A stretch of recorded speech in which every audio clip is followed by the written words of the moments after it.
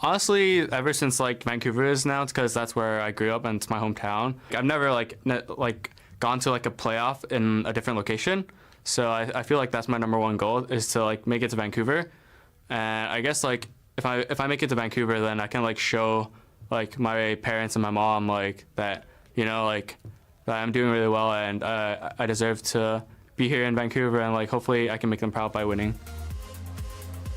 Welcome back to the North American LCS. The teams are readying up on stage for round 2 between Dignitas and FlyQuest. Yeah, I mean, and it's always nice to hear about players, getting to show what they do to their parents and to their friends and stuff. Because even our positions, right, explaining it to people is it's difficult interesting sometimes. But yeah, always good to get that opportunity. And it looks like they're actually on the road to do it. Like, not very many people expected this squad to really come into the season with this great of a start, but especially Alltech in that last game. I mean, you talk about the stats. His damage was insane on Misfortune, not only because they were heavily poking in lane due to the double range. I don't know what that move is, but that looked like the table flip to me. It was like, yeah, just dumping damage. That's what it was. No reason not to. Scooping the damage. And it goes. So MF does. And it goes. Yeah, they were poking him out under their turret even before they got to the teamfight phase. And then teamfight phase, Misfortune always has high damage, so you get to spread out that ulti, and he was really dishing it out. So you saw the huge percentage there. That was a large part of why we really wanted to give him player of the game. Even though you're always like, oh yeah, the mid laner, the flashy solo kills, Zed dashing all over the place, or the shadows. jungler. But yeah, I really like Alltech in that last one. We'll see if Team Dignitas can switch it up because they're really having trouble here in the beginning of the season. Maybe they do go for something like arranging a team comp into a split push where someday gets to play Fiora or split pusher and actually try and separate him from the rest of the team and do some solo work. We'll have to see if Someday's back is strong and ready to carry like they want him to. Malzahar and Jin both going to be banned away by Team Dignitas. The Malzahar we mentioned last game, how Lemon has so many games on that. Not at all surprised to see that taken off the table. As Camille and Karma will be the bans from FlyQuest. So the big three, again, not going to be the red side choices. Lemonation is very well acquainted with this game. He definitely does like not falling into the top tier pattern here for red side bans. They are actually all going to find themselves on the ban list anyways, though, as seeing a LeBlanc response here means that you aren't trading for nothing anymore, so you have to take out the other half of that trade as well. You would be just giving over Rengar for free. Not going to be the case here. But Dignitas grabbing onto that Varus once again. No surprise. No surprise. Lethality's great for him. Wave clear is great for him. The utility that everybody talks about. But if you get behind against divers, wave clear is not going to be able to save you. We saw High early on taking advantage of him. Just ult Q was pretty much enough damage. that was pretty rough. I'm not going to lie. That didn't look like a very fun experience from Lod's point of view, but they're going to be locking in Zyra first and foremost for FlyQuest, also picking up the Jace. All right, FlyQuest going with strong lanes right out the bat, even with 2 picks right here. And to me, there's no way that Team Dignitas go with another, Braum or melee support and let their bottom lane just get smashed early on. Because if you open up an area of weakness like that on the bottom side, in addition to the enemy team having a Jace to, either top or mid, still could be flexible, but a Jace where to be able to go into a favorable matchup, that already means that you're going to have one strong lane for FlyQuest. If you let them just accumulate strong lanes across the board, it's going to be the same type of story.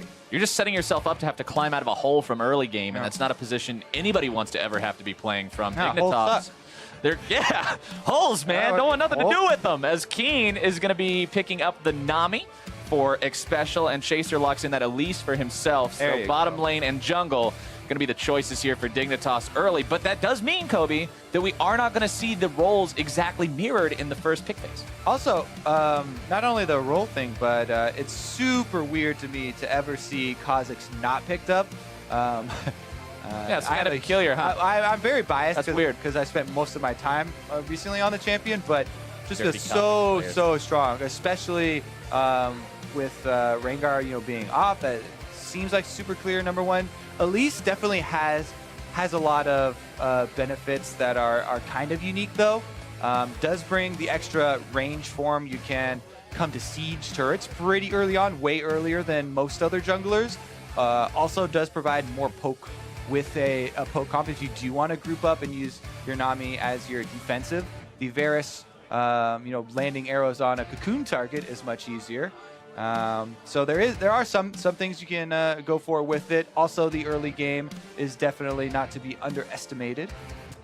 Just now noticed that FlyQuest has both Shen and Jace locked in. As we said, Jace can go mid lane. Yeah, that's true. But it's unusual to see it, right? Normally he is played top lane, so going to get to see that flex. That will be fun.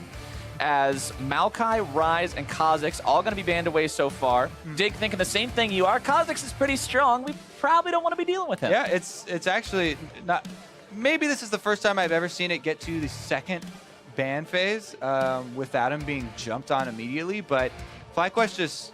We saw how successful the Shen was for them and their playstyle. They have balls always on a tank, and him being on the tank that can join the bottom side of the map puts so much pressure on Team Dignitas to create early on. Create before level 6, create top side, and Balls is actually just fine playing super defensively and farming. So they've really shown that the dedication to this strategy here for FlyQuest as they come through once again with misfortune as well. Corki going to be picked up on the side of Dignitas. We've been seeing this pick do a lot of work from the mid lane, so Dignitas deciding, hey, that's going to be the answer to the problems we were experiencing before, and Gangplank. Yeah. We talked about someday carrying. Here you go. I think the Elise pick definitely did signal towards this and kind of give it away a little bit, as Team Dignitas are just going super all in on this range damage. Super high damage, super high poke. Gangplank can also chunk you out very heavily under turrets within siege mode, and also gives you another form of disengage. When you kite back through a Nami wave, through a Gangplank ultimate, with all of these range champions kind of spreading out and trying to DPS while they're kiting, you can really get caught in an overchase situation. Yeah, we got something else, man. We got something else in Nidalee store. is back. I was really hoping that the last round of buffs would not bring her back. That makes two of us. I'm okay. I'm okay with it as long as she does not take over solo queue again and isn't in every single game. But for those of you who didn't quite pay attention, she did also get some buffs recently to try and help out with her health issues. But we shall see how well Moon can actually pilot this champion, because this is a super interesting jungle matchup, as like we talked about, Kha'Zix went to the second ban phase, and they also added on the target ban of the Evelynn, which is very Moon specific. Yeah. Two Evelynn games, actually, he's played so far in Spring Split 2017, so definitely one going to be about 1,000 solo queue ones. Yeah, there's a lot in solo queue, but we're not going to factor those into this right now. But I feel like we're practically in some kind of a time machine going back into a patch from the past with Nidalee versus Elise in the jungle. This is just... I never would have expected this to be the matchup. This is actually pretty interesting, because both sides are so heavily focused on the range damage for poking, for sieging, that Shen, actually the lone melee champion, discounting all these transformers, it's actually going to make Ball's life very difficult, because he's going to be easily focused if he tries to go in. And is going to be much more of a defensive ult bot and defensive taunts, probably. He's the only real tank on the map, though. Because, I mean, Elise can get tanky. Yes, tanky. And the problem for Shen is getting tanky against Gangplank is super difficult. Yeah. In lane, he gets punished very heavily. Gangplank oranges your taunts for any sort of gank setup or harassment that you want to do. And he also shreds through all the armor that you're going to be building through the barrels. He's got true damage, so Gangplank super good just lane matchup versus Shen. And then also Gangplank makes navigating team fights where you're the only melee hell, because you are such an obvious target. It's very easy to focus fire the lone melee. In comes Lod with the fast feet here, dodges all of the skill shots from FlyQuest. That bodes well for them. Yeah. Always nice to be sidestepping some of that level 1 damage. As Chaser and Someday going to be looking towards this top part of the jungle now. That explosive spider finds its way on top of both Moon and Balls, but they're not willing to go any further for it. Yeah. Dodging is going to be a huge part of this game, as both teams are packing so much of that range harassment, and skill shots will definitely make or break this game. I do like what Dignitas have done this time around with their blue side though, and got that counter pick on the Shen with the Gangplank here for Someday, because as I said, Someday, he's the star you're looking at, and ooh, actually bottom lane is the focus here. A lot of damage on the lot. Ignite going to be used too. Altec not going any further, looking to make something happen. He knows the heal is there, but that was a ton of level 1 pain. The other thing that goes along with so many range champions is that Exhaust does slightly lose viability, as you're not having, Zed's not diving in, Rengar's not diving in, so the melee defensive options where you usually just pop that on an assassin or something are very slim.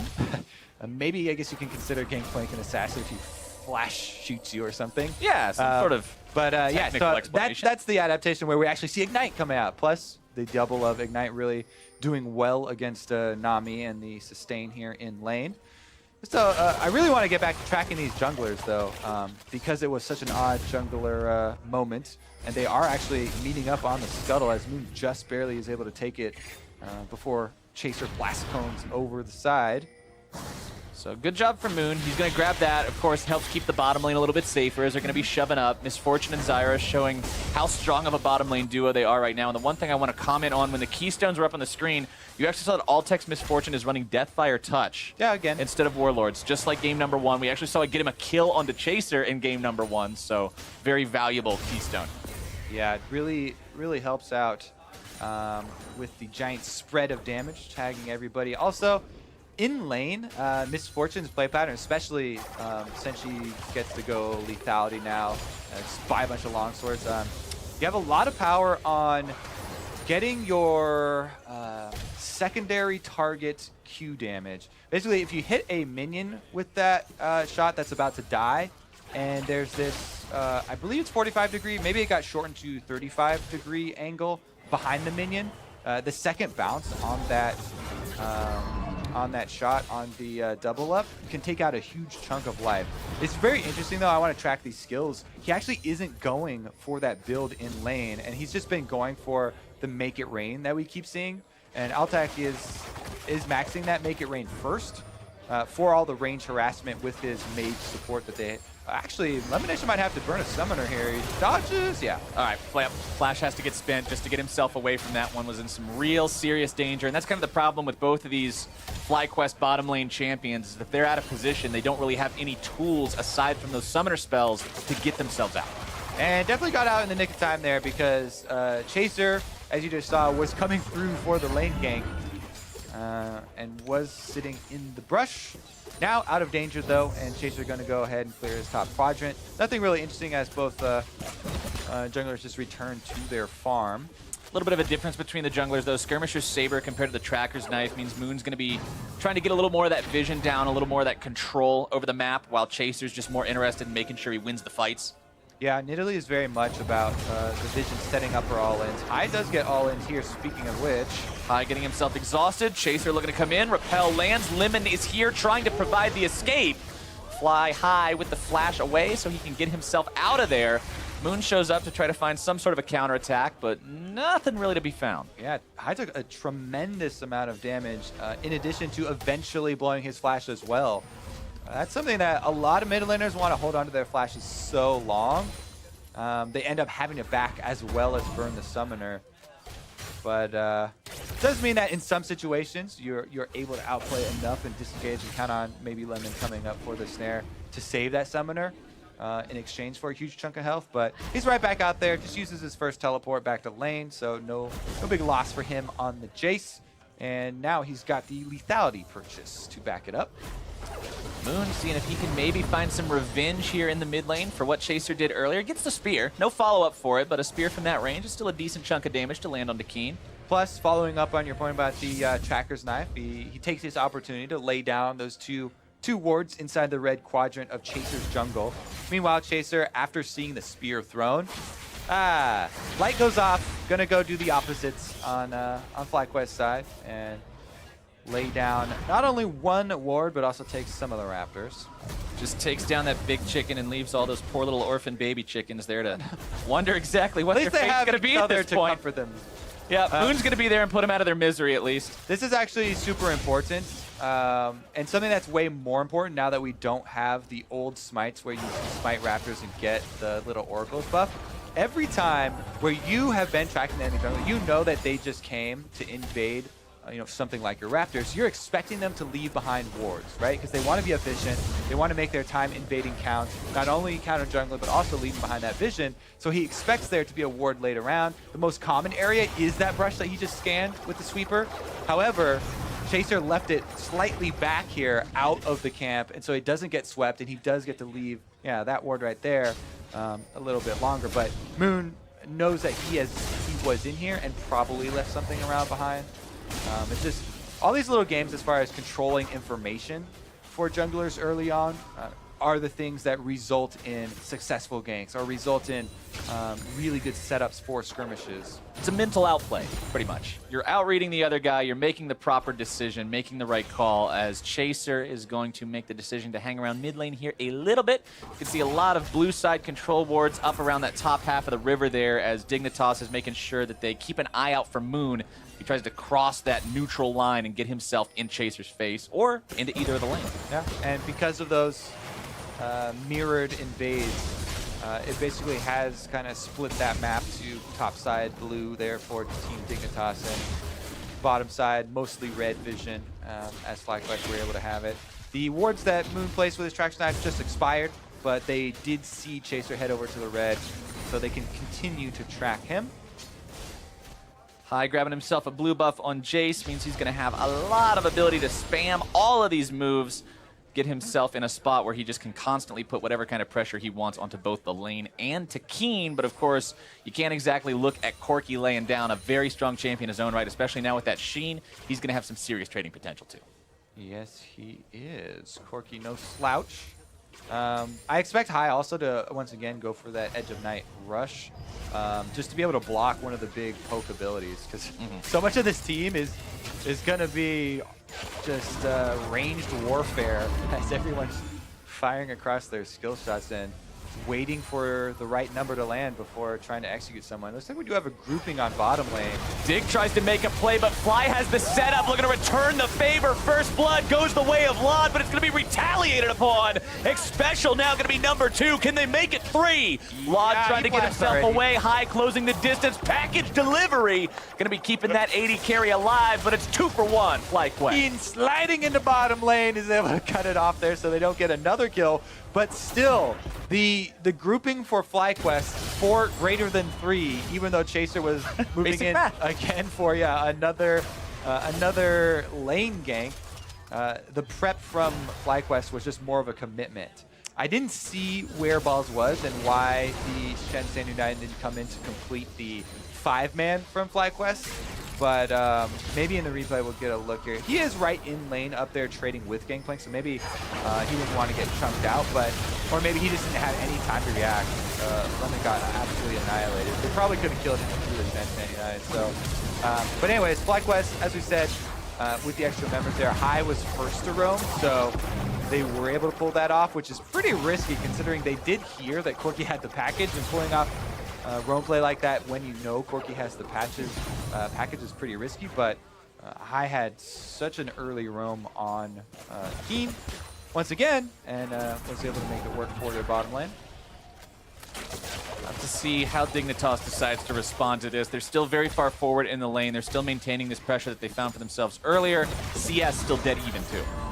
Yep, CS looking good pretty much across the board for them. The jungle numbers, we tell you that they lie to you, and to a degree they do. Yeah. But Moon has also been out camping Chaser, or out farming Chaser as far as the individual camps are. Yeah, that's a good tab to keep track of the gold as well as experience levels.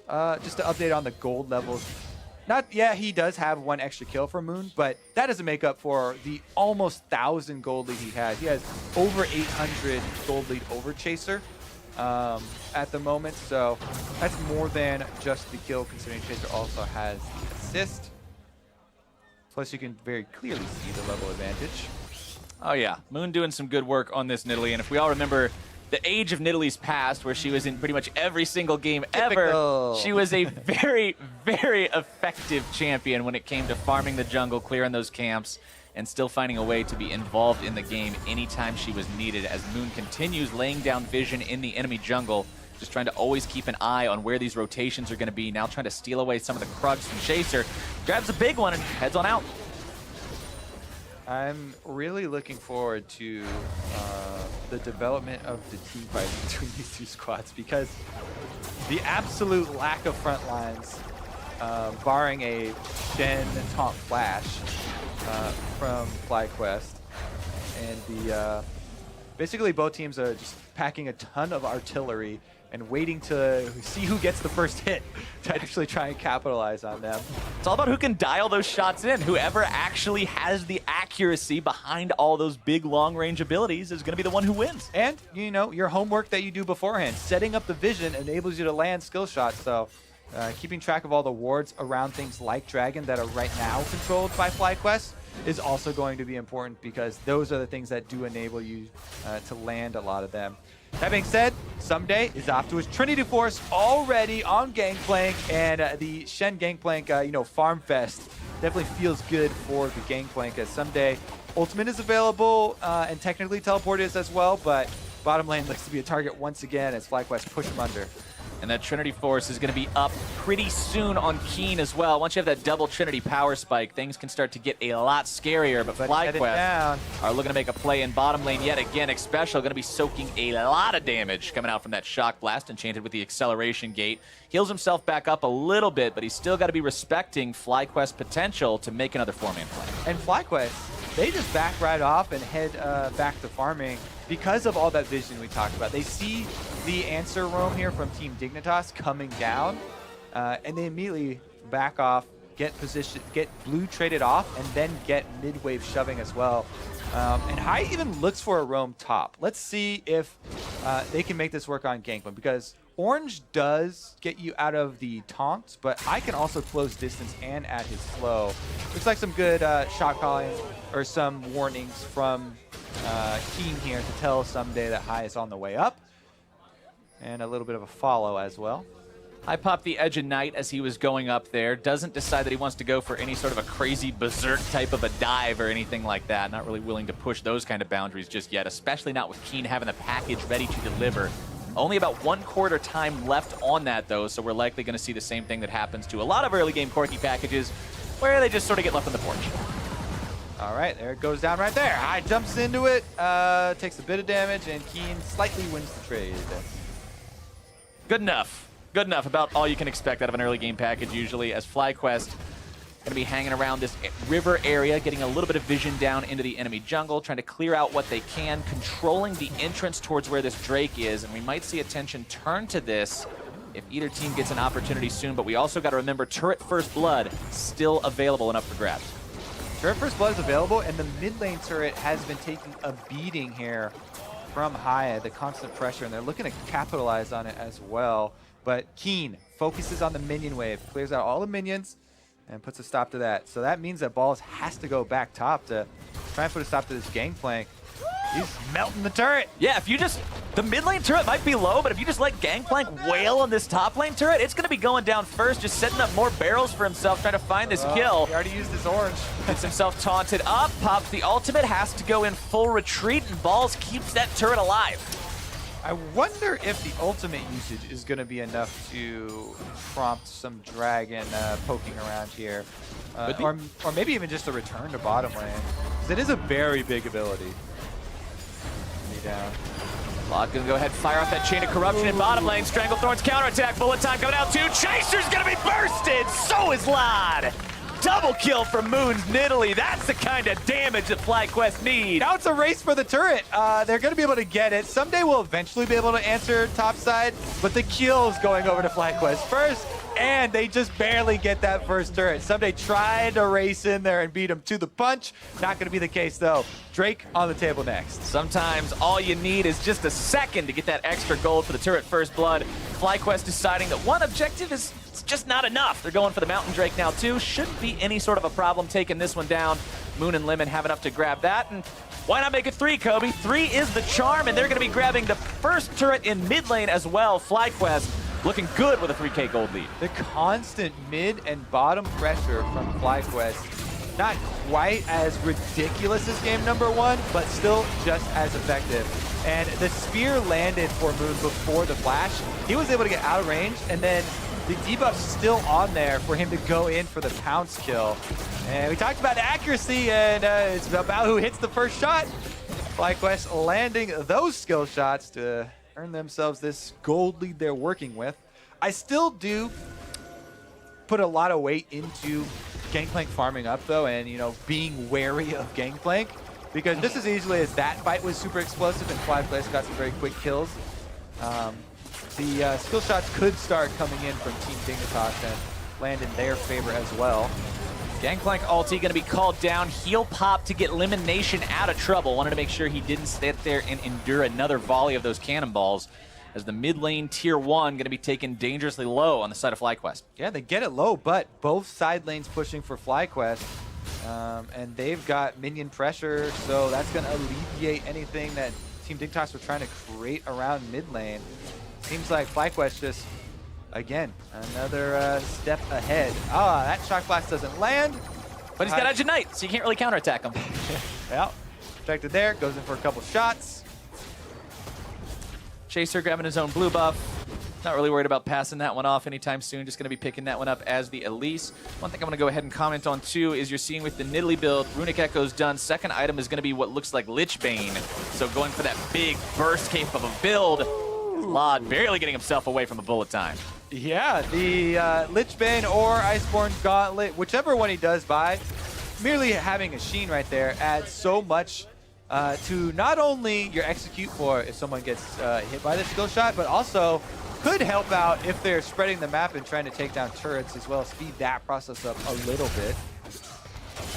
Interesting. He will be very squishy, but everybody's squishy in this game except I Falls. feel like that's just kind of the nature of this game is you're going to be squishy, so just turn yourself into Ballistic Missile Nidalee, and when you go in there, make sure somebody goes down with you. Maybe we see him get a Zhonya so he doesn't perish on the way out as well. But yeah, this is going to be a game with indexing very heavily in dodge skill. Moon and Lemon hanging around the enemy jungle, laying down a couple of different wards. Going to be seeing that blue buff is not available for the taking, so they just head themselves on out. As Lod's going to be firing those piercing arrows here in mid lane, shoving this up as well. He's fallen behind Altec's Misfortune a little bit in terms of farm yet again. I mean, yeah, they once again, they focus the bottom lane, play after play down there, forcing them off. Dignitas, though, they finally wear down and take out the mid lane turret, really closing that gap a little bit in terms of gold as well as area on the map. That being said, though, all their vision is defensive. You can see that they're backpedaling right now for the most part. Dignitas, 2,000 gold down, 3 kills down, but the turrets are all tied up, which is something that's keeping them in a decent enough spot this game. Rift Herald was not taken this game. Last time around, we actually saw FlyQuest so far ahead, they felt comfortable taking that seldomly grabbed objective. This game's a lot more in normal territory. Yep, much closer. Plus, when both teams have the giant artillery, then it becomes a Cold War, and they're just staring each other down. Everybody, yeah. I got my guns, you got yours. Who's gonna fire? Are you gonna go all in on this one, or go all in on the next one?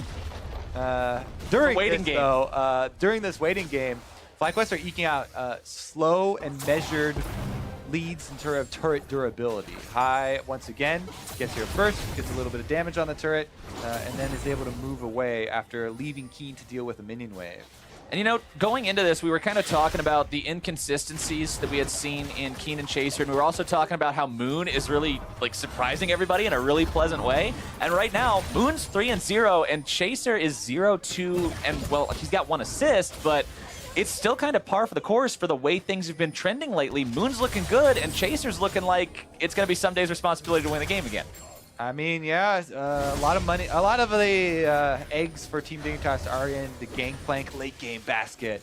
Like, it's a crowded basket. Some of those barrels exploding can get you multi-kills pretty quickly. We'll see, though. The important part for these team fights is going to be really interesting because both of these very range-heavy team comps are going to want to have their DPS spread out so you don't get caught in the same barrel or the ultimate, or the same misfortune ultimate, or the same Gangplank ultimate. And it is going to be so much about that positioning. We'll see how they get down in the 10-man fight. I'm looking forward to the day, but as of right now, continue to split because we're going to have to wait for something to be worth fighting over. Maybe it's the Mountain Drake that's going to be spawning in about 30 seconds. Maybe not, but it's going to take some encouraging to get these two to actually pull the triggers on all that artillery they got waiting. Keen going to be forced back as High threatens to maybe jump on him with that to the skies, but he's perfectly content just hanging out underneath this turret, clearing those waves away. Yeah, definitely true. And the Vision slowly moving its way up into Team Dignitas territory as well. Creeping. A couple there. They've got a few wards of their own. Actually, quite a few wards. More than quite a few. A lot of wards of their own in the top part of their own blue side jungle, as a little bit of a replay of what was happening here. The flash away from Moon from the piercing arrow just didn't want anything to do with that, I guess. I mean, we talk about the importance of dodging skill shots here. Nobody wants to get hit by a single ability. Who wants this around? Who's shooting at me? Everybody's very twitchy when there's this much range damage flying around. When nothing's been going on for a while, the single gunshot will spook you. You got to be ready for it. Yeah. Now he doesn't have that for the team fight. Hey, you mentioned this Mountain Drake. Let's see them skill shots fly. Balls is ready to land this multi-taunt. You can see his eyes getting big. They're stacking up. If I can land my taunt. The flash taunt, this might be needed. Spear comes over the wall along with the shock blast. Someday going to be eating a lot of damage from those. Yeah, sustain from Nami is very, very high priority right now as he heals him up a decent amount, but the shots continue to land. More shots coming through. That shock blast won't be hitting the mark. Fire at will. Still looking for the chance to come in here. The barrel's going to find its way onto balls. Piercing arrow going to be doing the same. Lemon off to the side. Mountain Drake secured by Moon.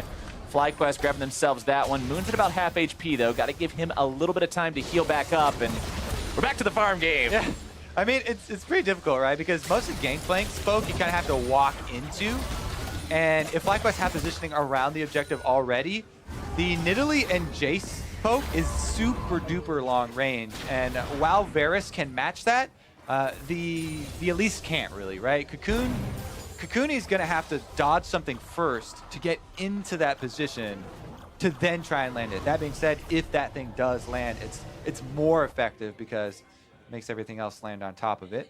One thing I want to go ahead and point out just real quick, Medjai's Soul Stealer on Moon's Nidalee.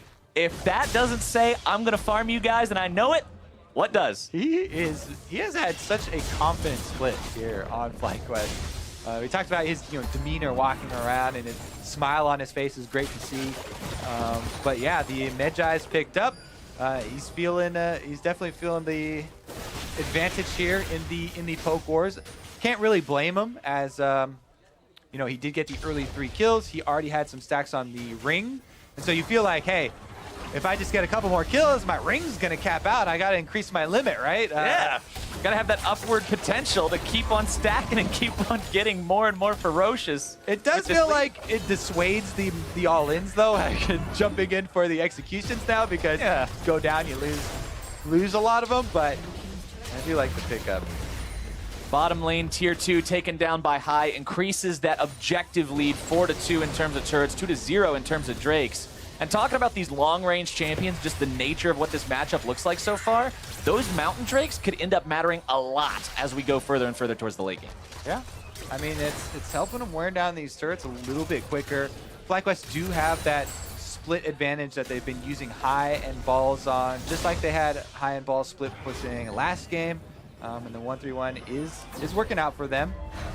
Team Dignitas, as we said, they benefit so much if FlyQuest are funneling in, if they're walking towards you. It makes it so much easier to land barrel chains, easier to land any of the AoE as well if they're coming through these corridors or even through one of the lanes that you really want to take advantage of. And you saw 2 piercing arrows actually come out from Lod there. They both found their way onto Moon, and then Moon just healed them both right back off. Almost completely, so... One of the buffs that she did receive as well, so...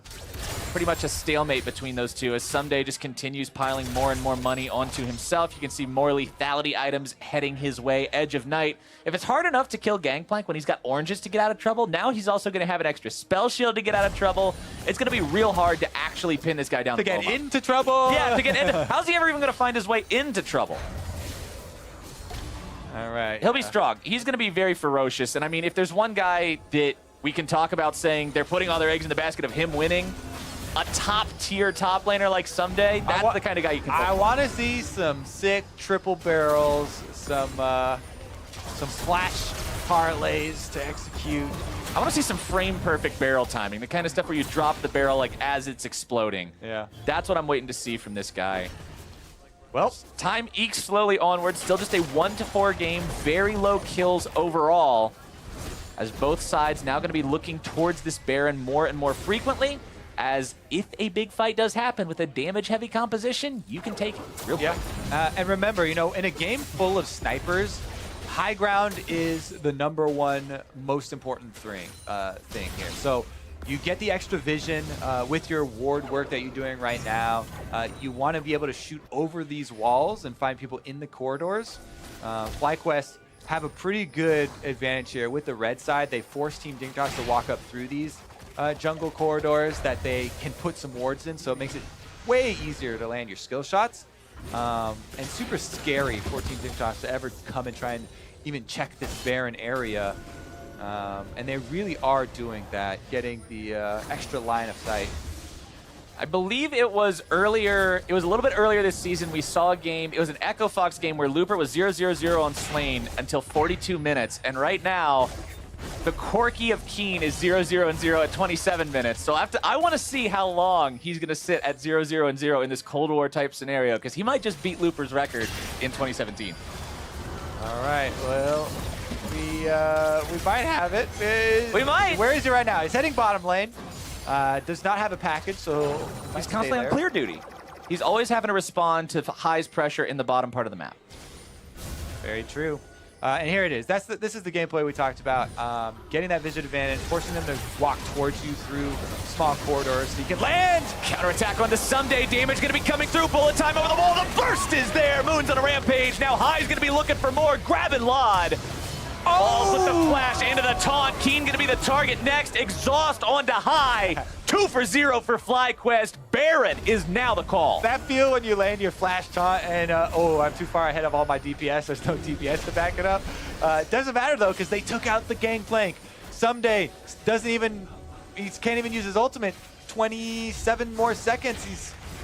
Are they actually going to try and stop this? That would be suicide. Yeah, there's no way to go in there and really do anything about this. And another FlyQuest Baron, 29 minutes into the game. These guys are so good at finding 20-something minute Barons. Yeah, man. I mean, the War of Snipers is all about getting the advantageous terrain. They're able to do that, and look how easy it is to land not only the skill shots, but the good AoE from the bottom lane there of FlyQuest to absolutely annihilate the high damage from Dignitas. And yeah, there it is, the flash taunt. It was a really good flash taunt, to be honest. It was really good. It's just the coordination wasn't quite where they wanted it to be, but Drake also now taken by FlyQuest, their third of the game. That's going to be a Cloud Drake on top of those two mountains, and he's the last little elemental guy that's going to be showing up this game. From here on out, it's Elder, Elder, Elder. If the game even lasts that long, FlyQuest are looking pretty ferocious with this Baron buff. Yeah, they've just got so much more, vision to work with as well. Baron buff empowering that 1-3-1 that we talked about with, High and balls means that they are going to just corral Team Dignitas inside their own territory, ward up both sides of their own jungle, and eliminate most of the opportunities for income here, as Team Dignitas are struggling even to get the CS that are being pushed into their inhibitor turret. One more auto attack onto this tier 2 will take it down. Moon just walks up and finds that pretty much for free. Also going for the Athene's Unholy Grail as his next completed item. So you've got like the super greedy carry item and the Medjai's Soul Stealer, and then you go right back towards support in Italy and say, no, I'm not going totally greedy. Hello, the AP works for increasing your heal as well. It's a medic build. Oh yeah, that's right, it's medic in Italy. You've got stronger med kits to distribute to your team so that they won't die as much. Speaking of dying, that bottom lane inhibitor turret is nothing but ruins now, as High made very short work of it, now pressuring onto the inhib itself.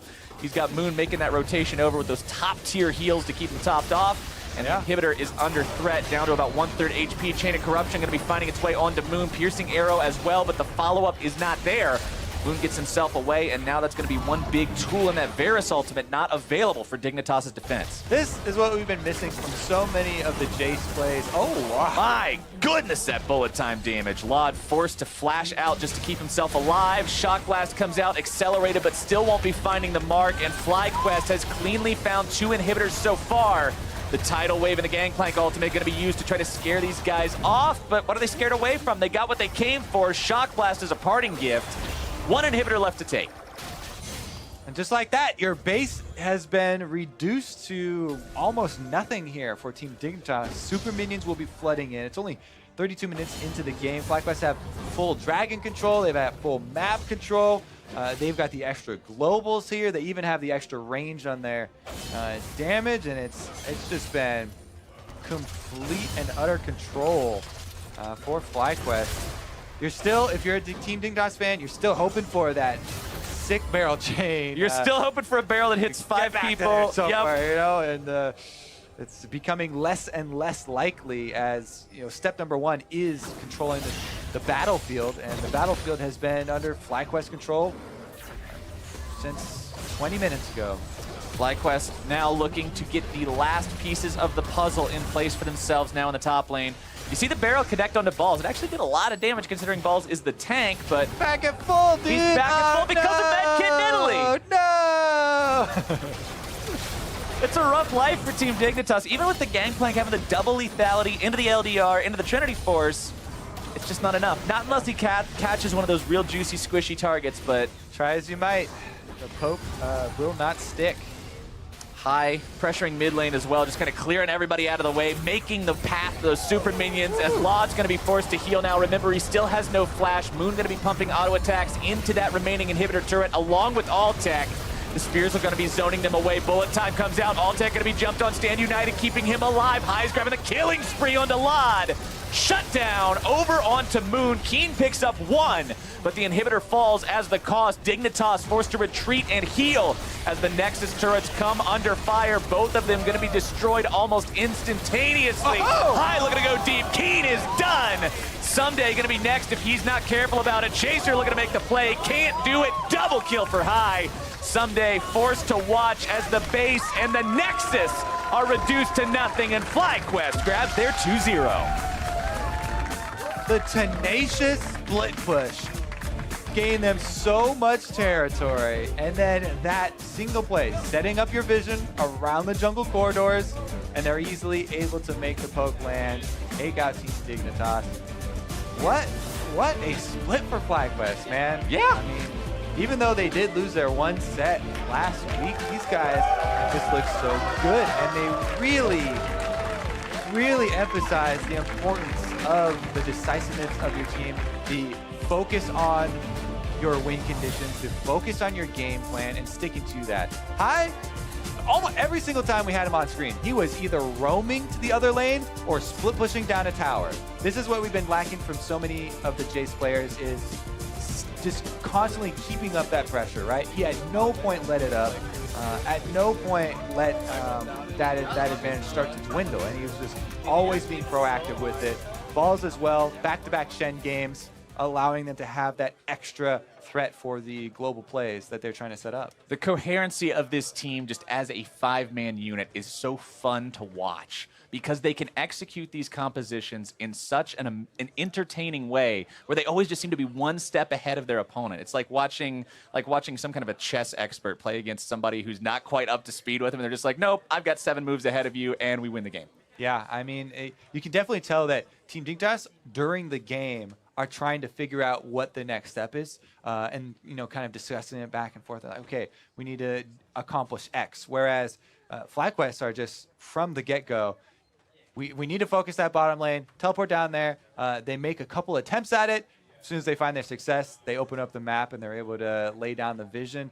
That is basically the path for them to close the game. Yep, it was slow going for a little while, but FlyQuest still found their win. So let's send things over to the analysts to see what they make of that 2-0 victory. Take it away, guys. Thanks, gents. And 2 victory, now 4-1 on the season for FlyQuest. tied for second best in the league, doing pretty well so far. Yeah, and I mean, the way that they win is really convincing, too. These are really fast games, pretty clean overall, I'd say, and they do it in a very unique way that is like, that's a FlyQuest game when you see the draft and the play. Yeah, I think the draft, I'm glad you mentioned that because we were talking about how does Dignitas fix their draft. Get someday on a carry champion, maybe play Varus against Misfortune and pair it with a healing support. They did all those things, but it just shows like Fly is so hard to draft against, to prepare for. You don't know what they're going to pull out. There's all these unique champions, both mid lane, jungle. These guys are really impressive. And honestly, coming into a FlyQuest game, you honestly don't know what to expect. You certainly don't, and I think a guy who deserves a lot of credit here in helping make these flexible drafts possible and in performing on a lot of different champions is Moon. Moon, this game, brings out the Nidalee, and he looked really good on Nidalee, and this is not a champion we have seen in quite some time.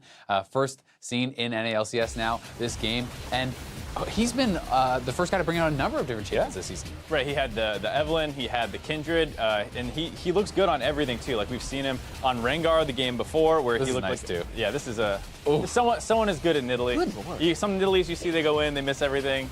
Not Moon, but he is good on a variety of champions. You can't target him. High has a weird champ pool. You can't really target him.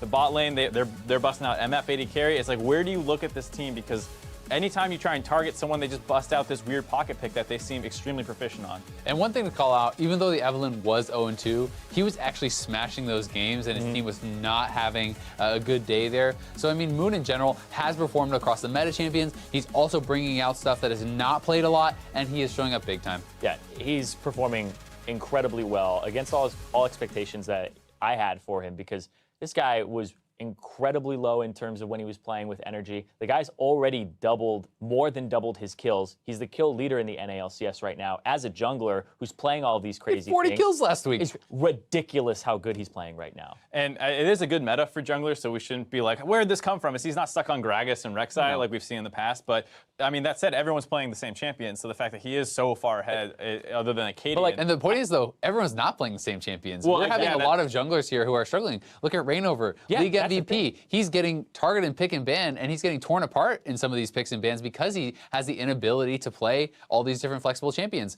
Moon, this guy who everyone had at the bottom of the jungle tier list coming into this year, is playing everything and playing the meta champions better than a lot of the big name LCS junglers. Yeah, and he was even playing Evelynn in like Challenger Series, and I can tell you he is playing better now than he has ever played before, and it is incredible to see. He's like, right now, he's playing like a top 3 jungler in the North American LCS, and I thought I would never say that about Moon. Right, and to be fair to the guy, if you asked anyone about how he was as a player outside LCS, he's a beast in solo queue. He always crushed scrims, and there just seemed to be this problem with translating it onto stage. And you see this with some players, especially the younger guys who can't quite get their foot through the door and actually make it onto the stage. And with a veteran team behind him with FlyQuest, I think that's really unlocked him more than anything else. So what is it then?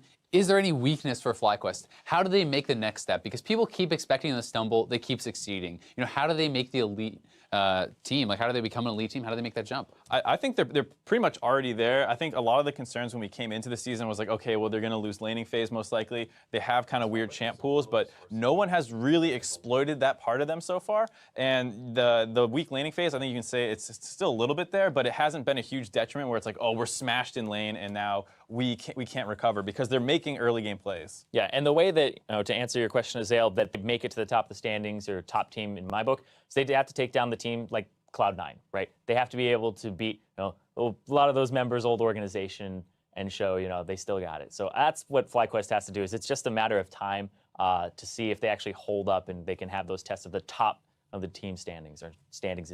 And they certainly are going to have that chance. They're going to be playing Immortals tomorrow, but they have C9 next week. That is going to be a very hype matchup.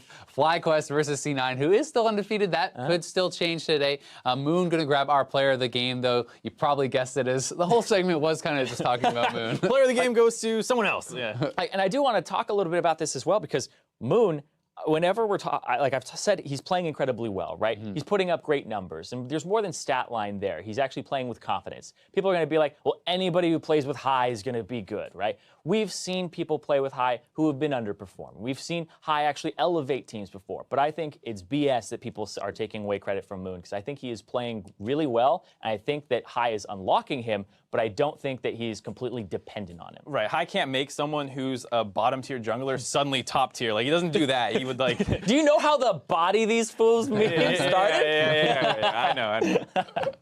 Well, we'll see if C9 can stay perfect, because we've got more league action coming your way. Cloud9 hit the Rift next as they go up against Team Envy. Don't go anywhere.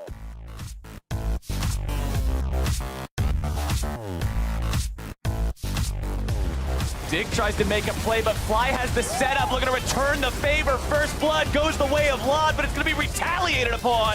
Xpecial now going to be number 2. Can they make it 3? Lod going to go ahead and fire off that chain of corruption in bottom lane. Stranglethorn's counterattack. Bullet time coming out too. Chaser's going to be bursted. So is Lod.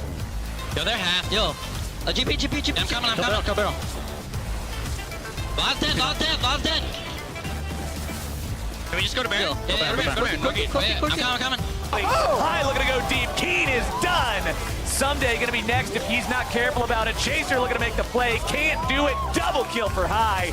Someday forced to watch as the base and the Nexus are reduced to nothing, and FlyQuest grabs their 2-0.